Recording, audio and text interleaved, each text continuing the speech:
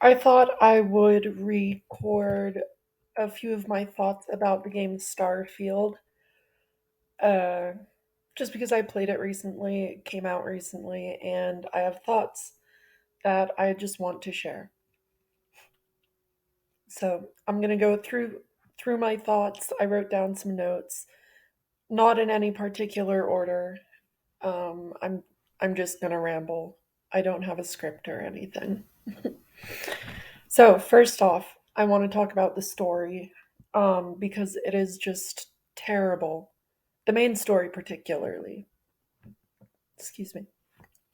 Um, the main story, the main quest, really is just fetch quests. It's a series of fetch quests. It's so bad. So, oh well. First, I guess the place to start would be the very beginning of the game, the premise where you are a space miner, not like a child, like like in the end of Mass Effect, the Star Child. No, this is Bethesda, so you have to be the Star Born, like the Dragonborn.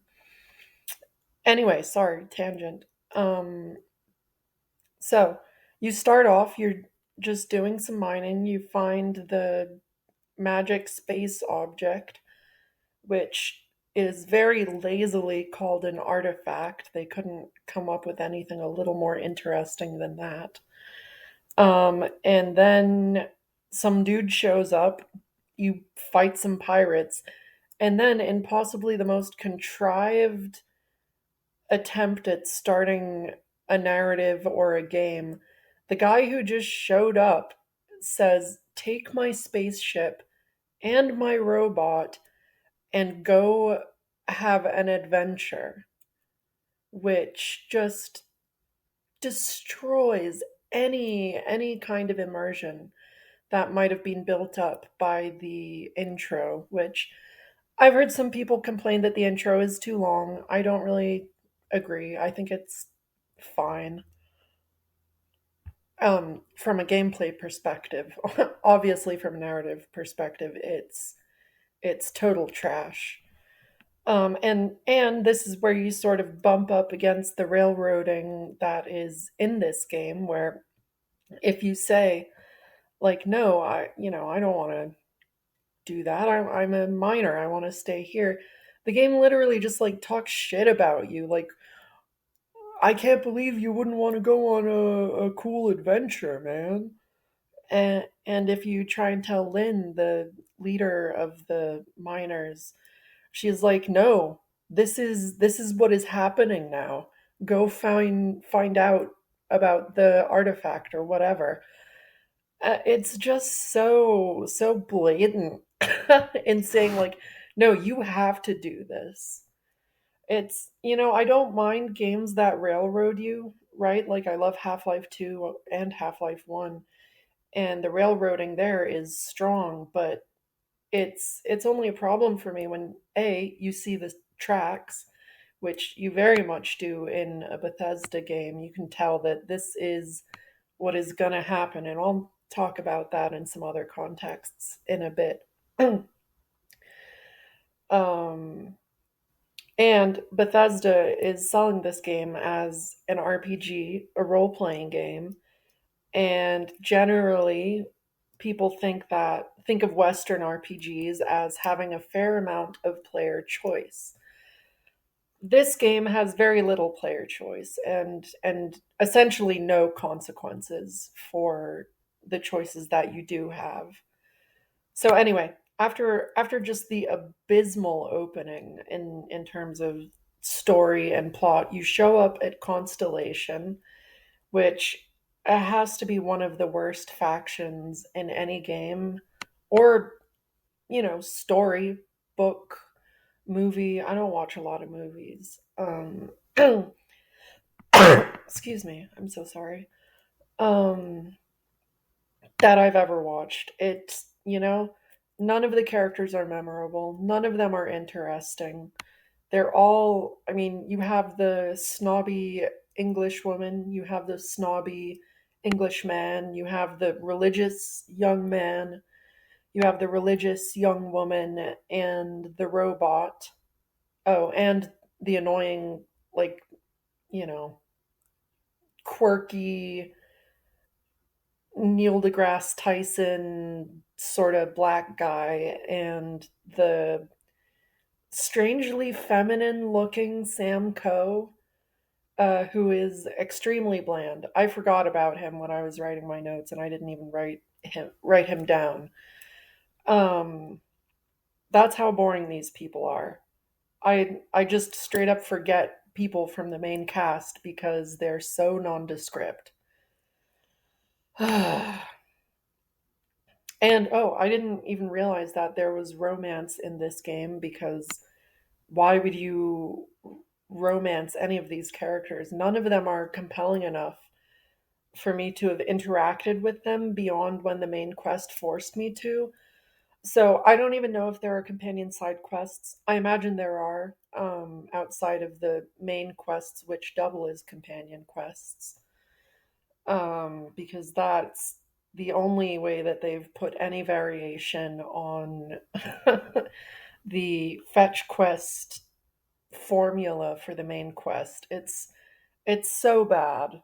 Um, I don't remember if in the first game, as opposed to New Game Plus, if you actually just go to planets and get artifacts, um, without doing some sort of quest, like the quest with the snobby guy, where you have to go to the, again, totally unoriginally named Neon City, and get it there, or the quest with Sam Coe, where you have to get it from like a place his dad or his granddad or whatever charted out. Excuse me. Um, I don't remember if there's anywhere. It's literally you just go to like an abandoned mine, and get it from a hole in the wall or something, which is what happens in New Game Plus. In New Game Plus, the game just entirely drops the pretext of having any story, and just auto generates, um, locations for you to go to get artifacts.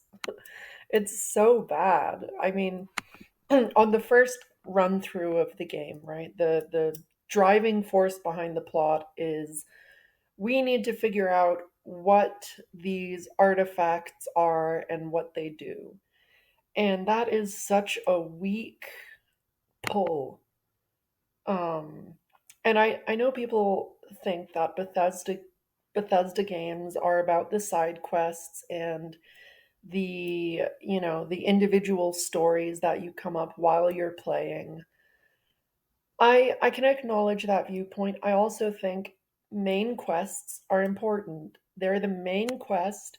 They're supposed to be an important story, and in my mind, side quests should support the main quest. They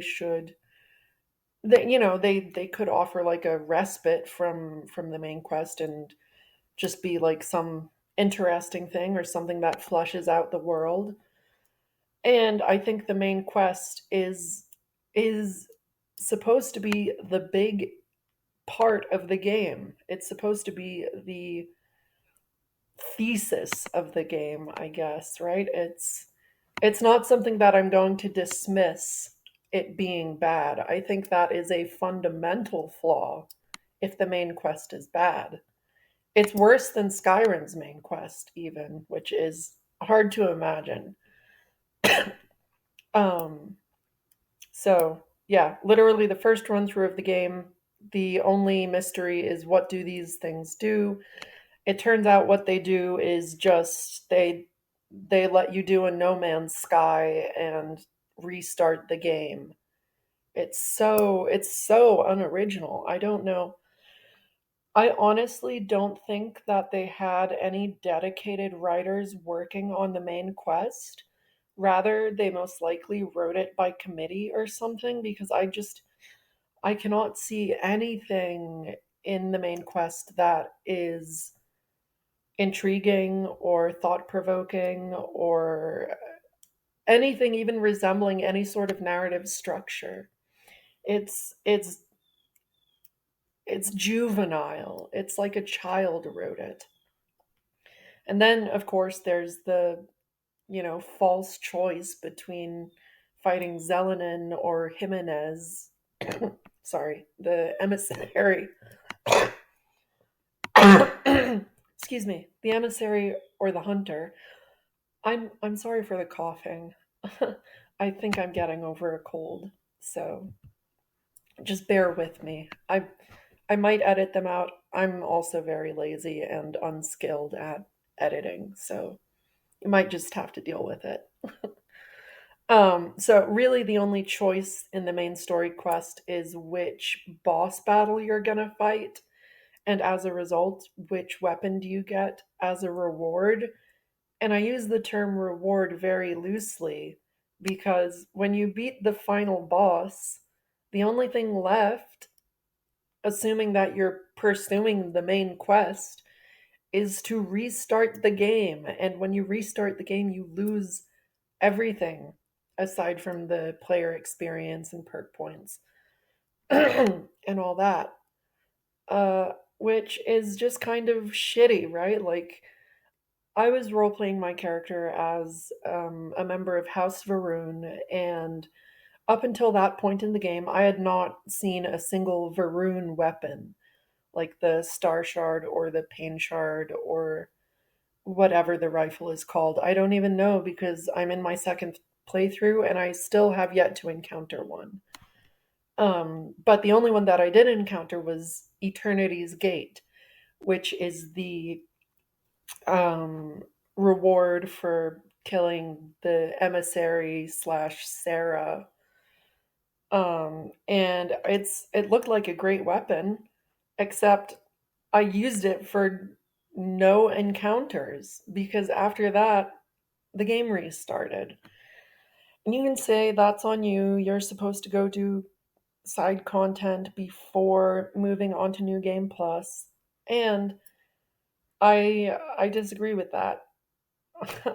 I think I think you're definitely very clearly meant to move on to New Game Plus at some point. And because I was also role playing as a homesteader, that was the background I chose.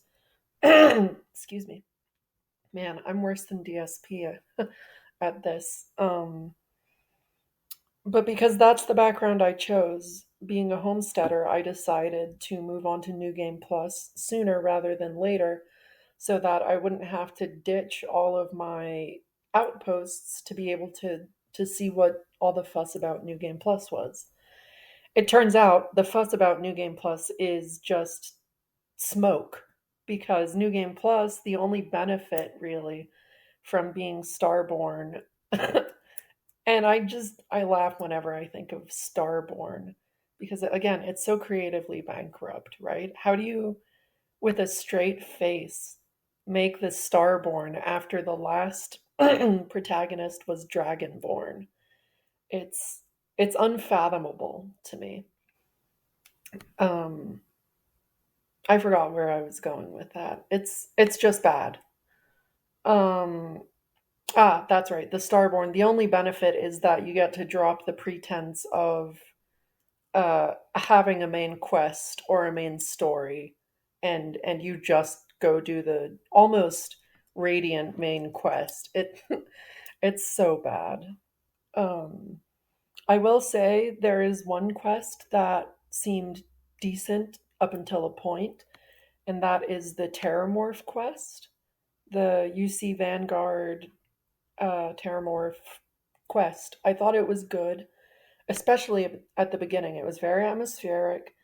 It was an intriguing premise, surprisingly, right? For a Bethesda game, it was surprisingly good, right? The small colony gets wiped out by terramorphs. They show up after, what, 70 years in some colonies.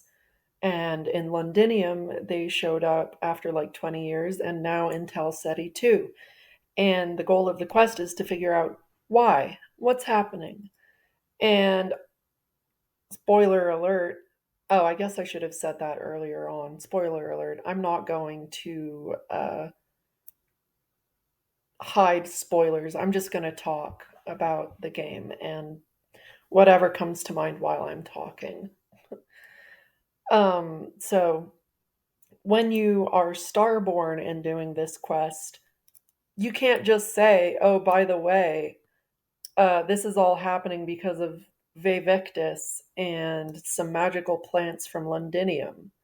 You can't say that, right? Even in the beginning of the quest, when you're there with Hadrian, and she's saying like, "Oh, geez, I wonder why this is happening."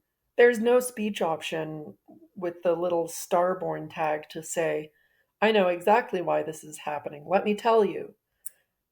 Presumably because that would break the quest, and Bethesda didn't feel like coding that. I don't know. Um, but that was just totally unsatisfying for me when I was in my second playthrough and I started doing the quest over again because I wanted to get access to the Vanguard ship modules because they are just ridiculously good, particularly the shield, which has like twice the health of some class C shields, but is a class A shield. I I just don't get the balancing, but again, that's another thing I'm going to get to. Anyway, Terramorph Quest. After in the first run through of the quest, or presumably any subsequent run through of the quest, because it doesn't change based on new game status, you seek out some guy to help find genetic markers or something. Blah blah blah. And long story short, you end up having to go before the UC tribunal, not tribunal, whatever. You have to talk to the government people. And you're going to try and convince them to let you have access to some data about the Xeno warfare program and the xenomorphs and all that, particularly the terramorphs. Now, I made sure to prepare for this. I didn't put any points into dialogue because the dialogue system is like Fallout 3, percent based, chance based, um, and so you don't need to actually put any skill into it. You can just pop, I don't know what the charisma med is called, but the mentats, basically, and charm your way past any dialogue choice without even a single point spent into dialogue or speech or whatever it's called in this game. Persuasion, I think. Anyway, I did that. I made sure to talk to my companion, the Hadrian woman, beforehand to be like, let's get our tactics straight. Let's go over everything. Make sure we're going to bring up salient points. I did all that. We got to the end of the conversation, and the fucking president of the UC was like, okay, you made some really good points. I think we're gonna. And then the alarm goes off, and there's a terramorph attack. And immediately I was like, well, fuck.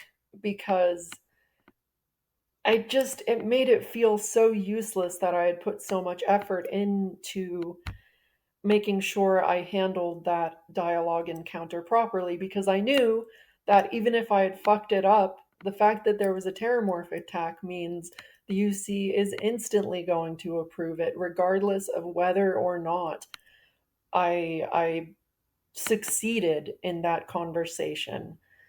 And it just it just did not feel good. Again, it's a time where you see the tracks when they're railroading you.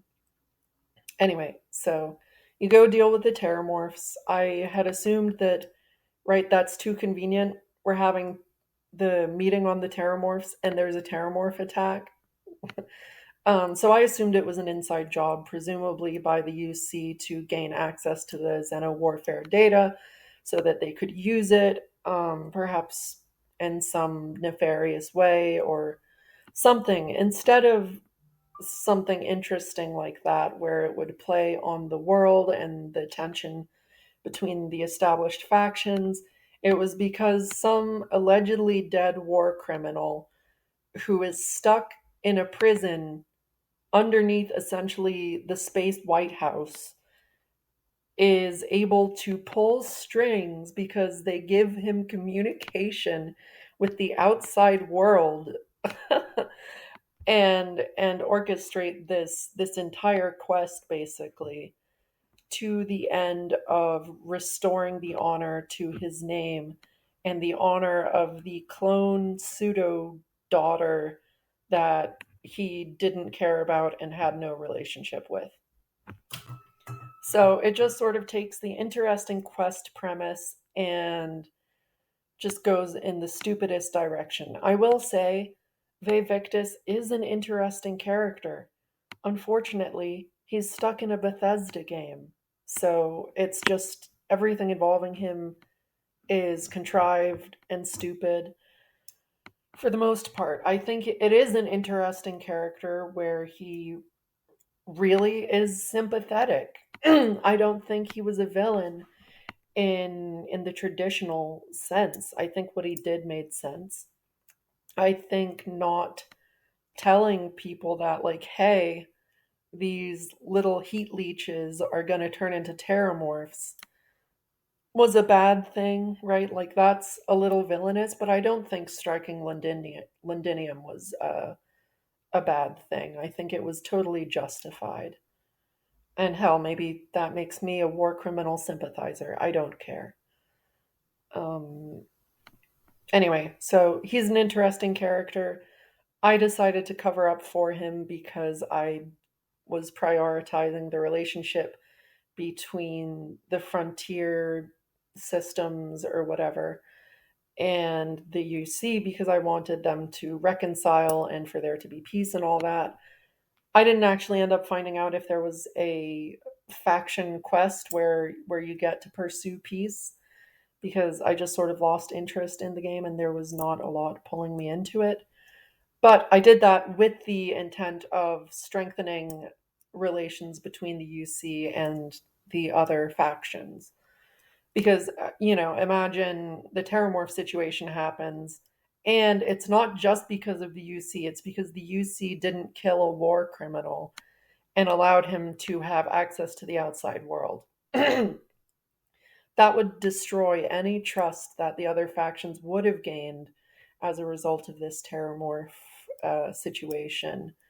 Hadrian probably would have committed suicide, or maybe she wouldn't have because this is a Bethesda game and their strippers look like Teletubbies. So they have to make it PG or PG-13. Ah, what a joke. They really shoot themselves in the foot in every way. Excuse me. Another DSP moment. Um I guess moving on in my notes, the Varun faction I thought was the most interesting faction, most likely because the Bethesda writers didn't have a chance to ruin it by saying anything about them aside from just the Vegas expository dialogue in the game, establishing them as a religious society that is secretive.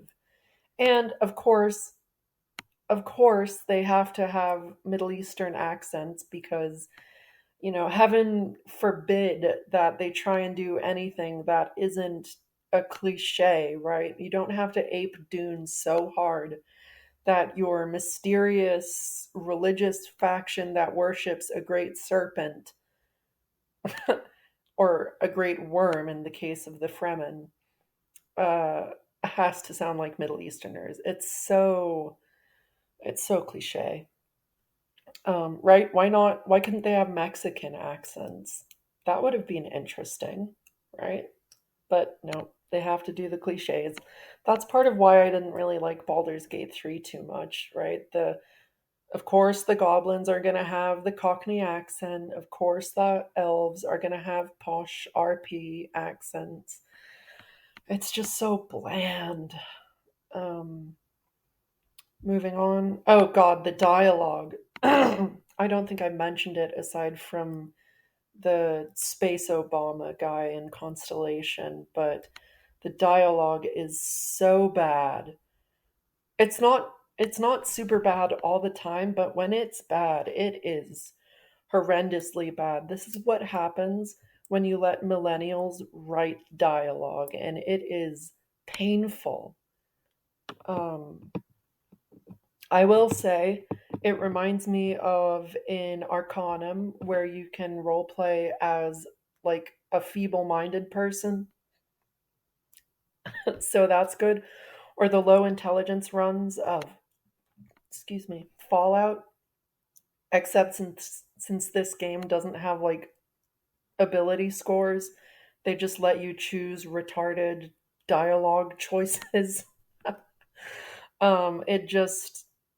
It just sucks though because the dialogue system when I started playing, I was thinking like, oh, this is at least an improvement over Fallout 4, because you didn't have to install a mod to see more than one word describing what you're gonna say. But it still has the same problem as Fallout 4, where all of the dialogue paths lead to the same endpoint.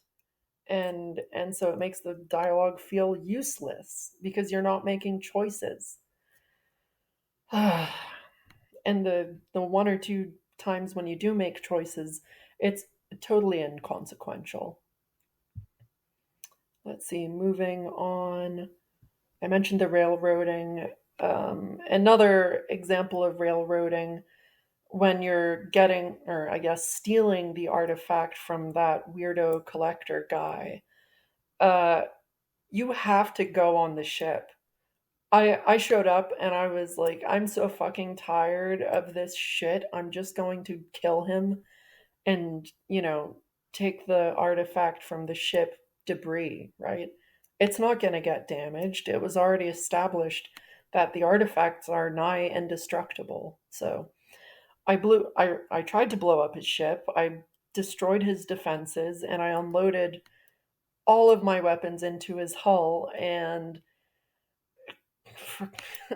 of course the ship was fine because every Bethesda game has had essential NPCs, and I guess this is the first game to have essential starships, which is just again so shitty. It's like, well, why can't I blow this guy up? I spec'd my ship for combat. I have very strong weapons and he is just invulnerable. It felt so bad. And then got on the ship, talked to the crew, and they're like, "Wow, you just almost killed us." And it's like, "No, dude, I did kill you. If this were not a Bethesda game, you would be dead."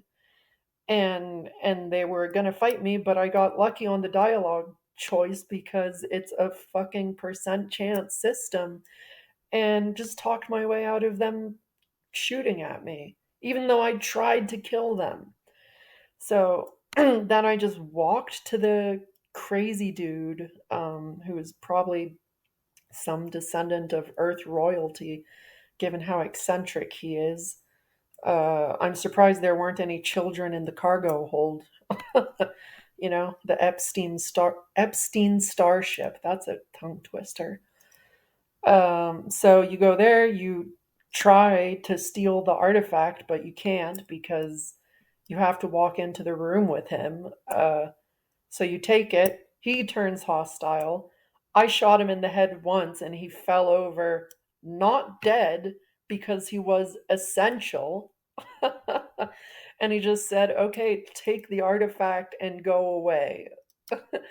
And I was like, "What? That makes no sense.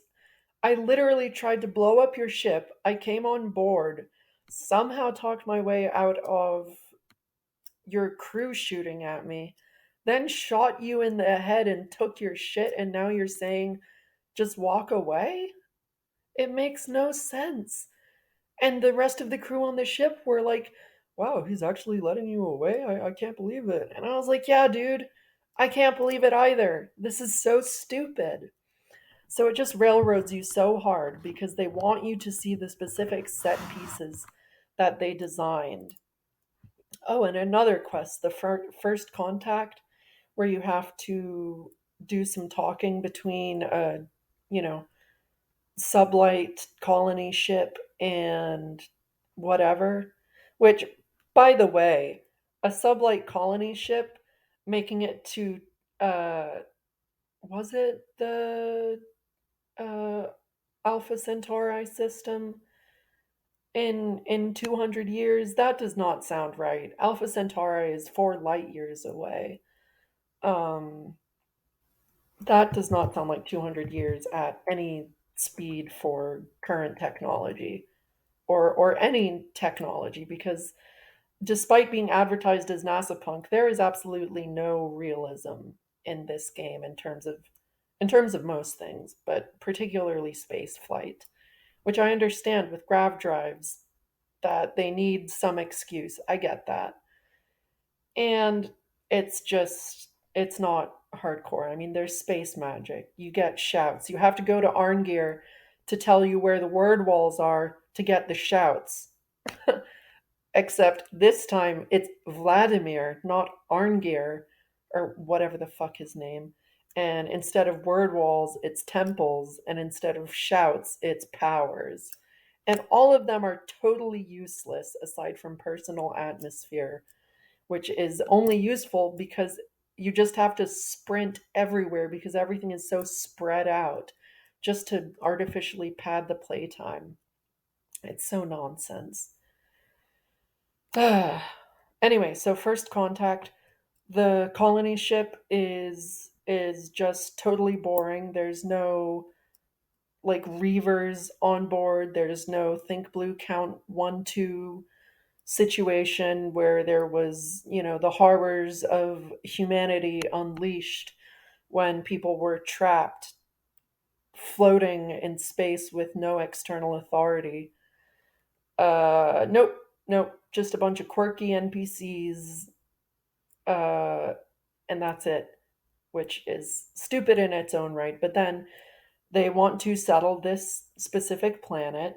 They decide they can't possibly share it with a small resort because they want their people to grow and take over the planet, which ignores the fact that the resort could just exist on their planet. And also the fact that on Earth there were multiple nations. It's so dumb because the rest of the game doesn't have a Manifest Destiny sort of vibe to it. Not even the Wild West Freestar Collective, or whatever the fuck it's called. Um, that doesn't have any Manifest Destiny vibes. That's just, Firefly ripoff. Uh, so you have to go down to the planet, talk to the resort people.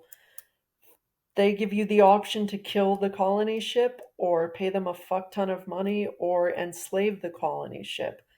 And I decided I will kill the resort people, except, of course, they are invincible because it's a Bethesda game and you are railroaded harder than fuck. It is so bad. So I ended up resolving that by just, at that point, this was in my New Game Plus playthrough.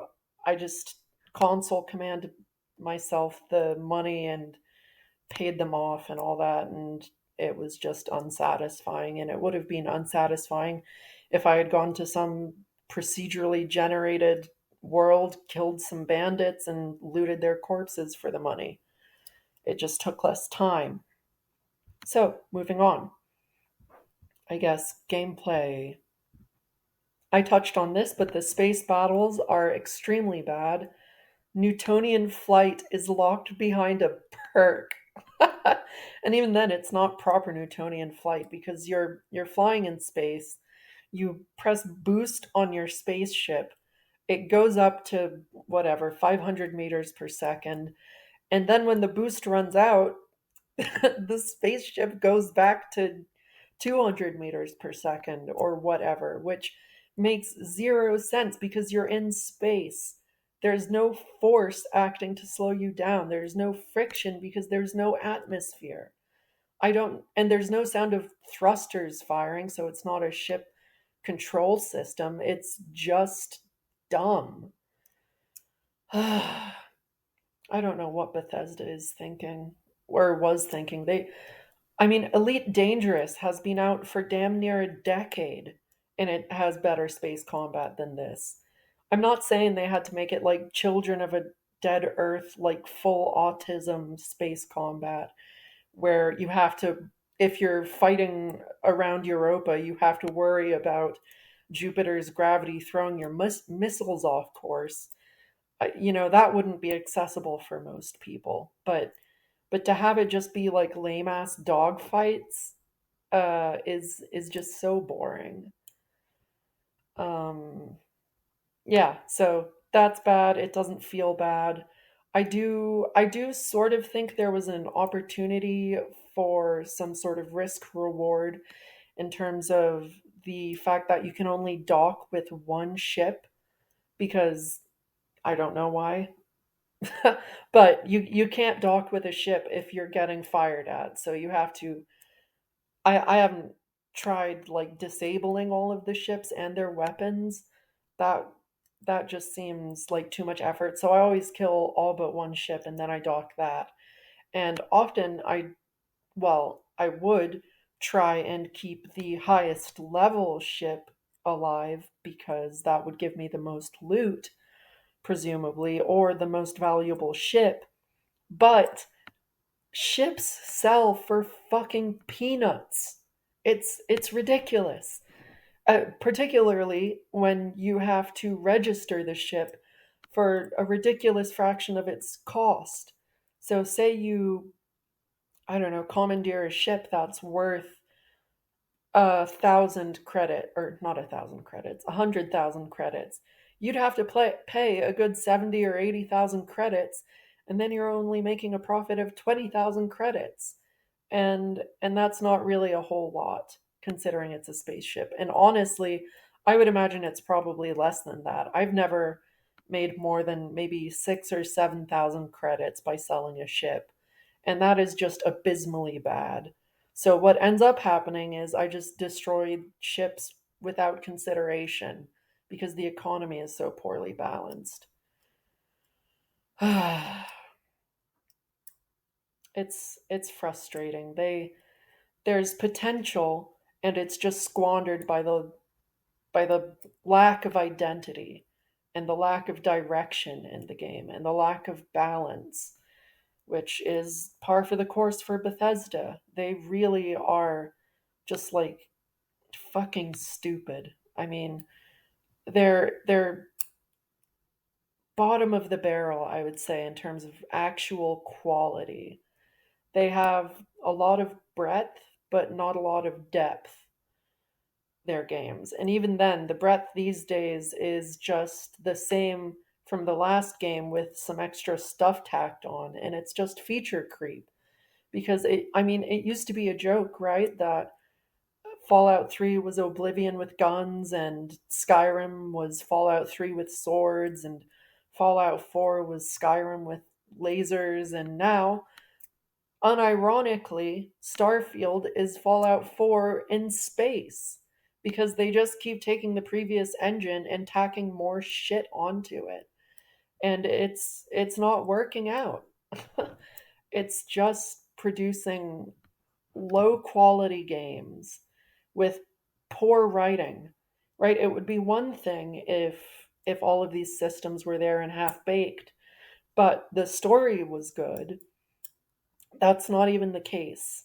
It is the case that the gameplay is bad, the story is bad, the writing is bad, the characters are bad, the balance is whack. It's just all bad. And so I've just sort of stopped playing it, right? Like I petered out after shortly after starting New Game Plus because it's like what am I doing? This game is just not I'm not enjoying myself. One thing is, I had played a fair amount of it one day, then I went for a drive, and when I finished my drive, I was like, wow, that felt really long. I wonder why. And I realized it was because playing Starfield feels like driving, because you just sort of do the same turning your brain off.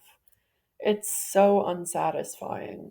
For me, I was playing it because I'm fairly depressed a lot of the time, and so it was something to do in between waking up and going back to sleep that let me sort of pass time without being conscious of the things that make me depressed. So it's good for that, but it's not good in any other sense, I would say. The shipbuilding is terrible. I mean, it has no effect other than cargo capacity and jump range never factored into anything, aside from one point in the main story quest where you need a jump range of 21 light years, I think. And my ship had 26 light years, so I didn't even need to edit anything, which is fine. I it's better than Fallout 4 forcing you to engage with the settlement system, which could be very clunky. And it feels meaningless, which whatever. I still spent probably the most time in the ship editor because it scratches an itch. But really all it did is it made me want to play Kerbal Space Program. So that's what's on in the background. If I didn't mention that earlier, it's Kerbal Space Program. If you want to play a good game about space, that's something to do. I would recommend checking out the mods for that as well. If you like Bethesda games, if you like mods, trust me, KSP has mods.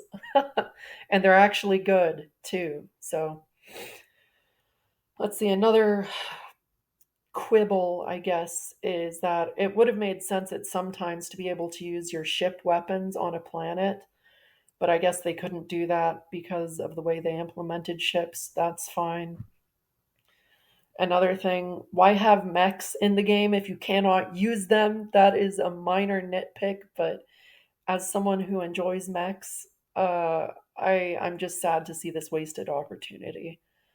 Particularly because Fallout 4 had the power armor system, which, while not the best power armor system, the honor for that I think would have to go to the powered power armor mod for Fallout 3 and New Vegas. That's probably my favorite implementation of a power armor. But um, no, I mean, they've shown that they can do power armor, and a mech is similar to that, particularly the Fallout 4 power armor is reminiscent of a mech. So maybe that'll be in a DLC. Anyway, balance. Terrible. I already touched on the economy. The guns, the damage, the defense, the leveling rate, the rate of perk acquisition. Some of the goals for the perks are not that great. The economy, everything, it just feels out of sync with each other, and it doesn't provide a good challenge, nor does it provide engaging gameplay. Probably my favorite point in the game from a gameplay perspective was right after the tutorial when I was on Crete. I went to a couple of the random points of interest on the planet, and for some reason, they were populated with level 14 Varun zealots, which, given that I was level 2, was quite a challenge. But I thought it was extremely fascinating and quite fun, and it piqued my interest. And so I had to use all of the resources available to me to be able to take out the outpost. And as a result, I got, a nice laser gun, and I got some, other, like a nice set of armor and all that. And that felt very good because the challenge was there, and level 14 enemies aren't so high level that they turn into bullet sponges. They were still pretty tanky, particularly considering I just had my mining laser to deal with them until I killed one of them and took their weapon, and proceeded thusly. But um, that was fun. And then every other encounter after that just felt way too easy. And I would just burn through it. And I had immediately hundreds of rounds of ammunition for weapons that I didn't use, and weirdly, even more ammunition for the weapons I did use. I don't know if it's using the system where it spawns ammo for the currently equipped weapon. I really don't like that system. Yeah, it lets the player use their favorite weapon, and it just, to me, it breaks immersion because it's like if I'm using a weapon with rare ammunition, it just feels weird for that ammunition to pop up everywhere. Um, yeah, but even without that, the ammunition rate is still far too high, and the ammunition is weightless, so you can just afford to carry 1,000 rounds of the laser rifle ammunition. So that's irritating. Maybe when they come out with a survival mode, um, that might address that. I don't know. I'm surprised they didn't have the survival mode because they already sort of have implemented part of it with the injuries system. So they couldn't have gone the extra way and made ammo have weight, but that would have made it less accessible. Excuse me. A lot of the perks in the game feel totally meaningless. Particularly combat perks for me felt meaningless because I made it to the end game without really any points in it. I think I spent 2 points in laser weapons early in the game and 1 point in particle weapons later in the game because after my encounter with the Varun, I wanted to roleplay as a member of the House Varun, which, spoiler alert, happened never. Never did I feel like I was a member of the House Varun. Never when there were dialogue options, aside from two occasions that I encountered, um, could I ever act like my character knew more about House Varun. Always there were questions like, oh, what is House Varun? Or, what, I don't believe in that cult. Like, but no option to say, like, oh, blessed be the great serpent. It felt bad. And I will say that I had the serpent's embrace perk. Um, I'm just waiting for their writers to ruin House Varun when they release the DLC that says the Great Serpent is Alduin. It's gonna happen. They're that bad. If there's a Starborn, there's absolutely gonna be Alduin, the Great Serpent, particularly because there's time travel in this game. Let's see what else. Crafting perks are nice. That's sort of what I spec'd into. And they require a lot of perk investment, and some sound useful but are totally useless, such as geology. Again, I was going as a homesteader. I thought I was going to be doing a lot of crafting, and I did. And as a result, I thought I was going to be doing a lot of mining. I did not. I didn't need to because every store had a good amount of the most common resources, which I could just pay peanuts for. It was like 100 credits for 10 titanium.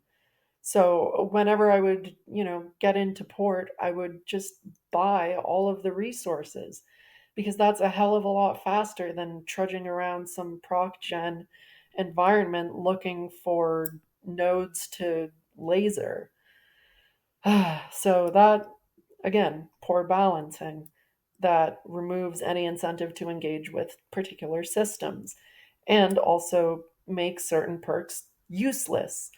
And on top of that, the legendary gear system, which is totally unrealistic, um, also makes the crafting feel like it's playing second fiddle because, you know, you can get a base weapon and you can mod the shit out of it and make it super good. And then you'll just find some random weapon with like two legendary mods that make it so good that you would be intentionally gimping yourself by not using it. And so the only benefit that you get from having modding perks is that you get to mod the legendary weapons. But the legendary weapons are already so good, they don't need to be modded. So it's just pointless. And again, this is what I'm saying. There's really a lot of poor balance in this game. It's half baked. The systems don't work well together, and that sort of echoes throughout the entire game, I feel.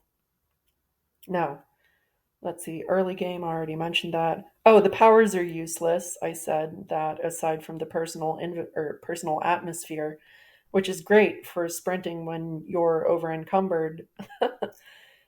I like that at least. But again, it's just something that removes worrying about one gameplay system, the O2 system, which, sorry, Bethesda, that's not how running works. It's just, no, no, no. CO2 is what you exhale. It doesn't build up. It would build up in your system if you were holding your breath. But if you're exhaling and then inhaling, it just is stupid. Anyway, exploration on planets feels shitty on a couple of levels.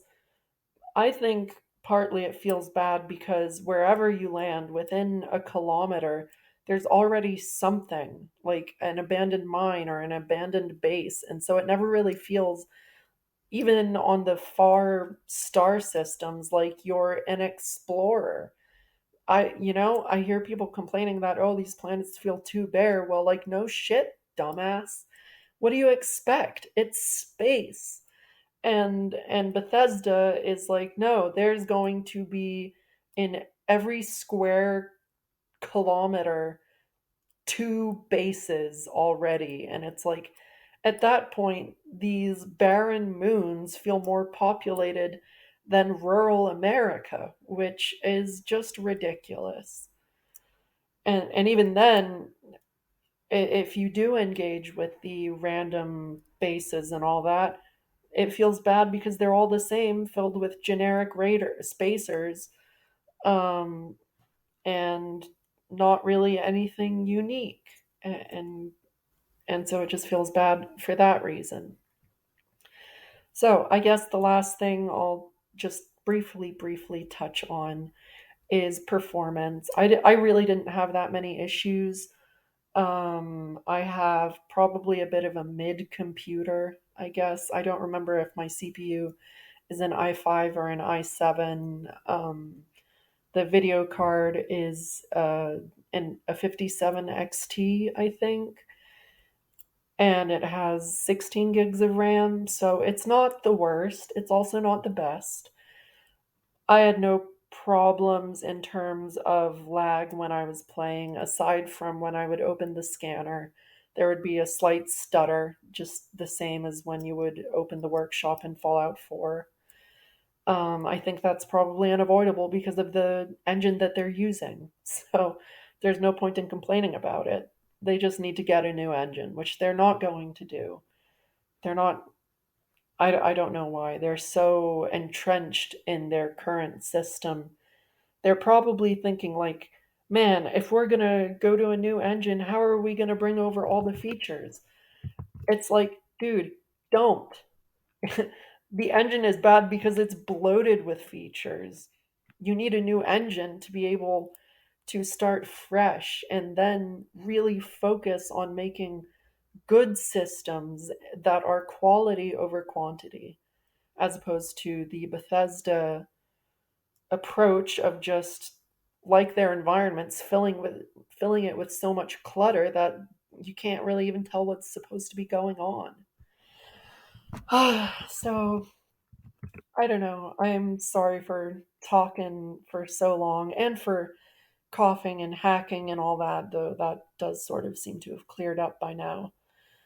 Um, yeah, I'm sure I'll think of other stuff that I will have wanted to say, but I think that is at least a fair amount of the thoughts I have on this game out. Yeah, it is not a good sign for Starfield, or not Starfield. Bethesda 6, Elder Scrolls 6. God, what am I saying? Um yeah, particularly because reviewers are fawning over this so that they can review Elder Scrolls 6, but I don't think they realize that by giving a game like this a good score to ensure that they can review Elder Scrolls 6, it means that Elder Scrolls 6 is going to be more like this game. And so if they're disingenuously pretending to like this slop, then they're going to get slop for Elder Scrolls 6, and then they're just going to review it well anyway because that's how they make money. I know it's sort of uh, I don't know, cliche to complain about games journalism being shit, but it really is. And Starfield is one of the many occurrences that show that off, I think. So, in short, Starfield is totally devoid of anything that I think is good. Aside from the doors, I was so happy when I saw the Zero Punctuation Yahtzee review and he mentioned the doors because really the doors in this game are fantastic. And that's something Bethesda seems to always do well. I really like the doors in Fallout 3 and New Vegas as well. Very clunky, very well animated. I very much enjoy them. So that's a positive. But the other positives, this sort of like self-made internal narrative of your gameplay, I don't really count that as a positive because that's something I'm doing. Like no shit. Of course the story I make up is good because I'm the one writing it, not the Bethesda staff. Um, and if I wanted to just make up stories, I would daydream, and I do daydream a lot, but sometimes I want to play a video game and engage with a story someone else has made. And the story here is not a story, right? It's a story in the same way that Colleen Ballinger's ukulele video is an apology. It's not. The characters are unlikable. The music is so cliche. It is so bland and inoffensive. That is the I guess cardinal sin of this game is that it is utterly bland, utterly inoffensive, and in being so, it is to me particularly offensive because it is just a product and there is no heart where it matters. Certainly, the people who worked on this game, I'm sure, have love for it, and there was a lot of care and detail put into parts of this game. And I feel like the parts that mattered were handicapped by shareholders, CEOs, middle managers, um, you know, people putting shit in without thinking about it. The problem with the dialogue, I think, is the writers are obnoxious people and they tried to write people that they thought were likable, but they're just obnoxious because they're obnoxious and they don't know it. It's the Baldur's Gate 3 problem. Anyway, that's it for now. I guess I refuse to believe anybody would listen to this in its entirety. If you did, God help you. I'm not religious, but you should probably get help. Oh, and if you do want some interesting sci fi stuff, you should play KSP. You should play Children of a Dead Earth. You should read Blind Sight. That's a good book. Really, just stay away from Starfield.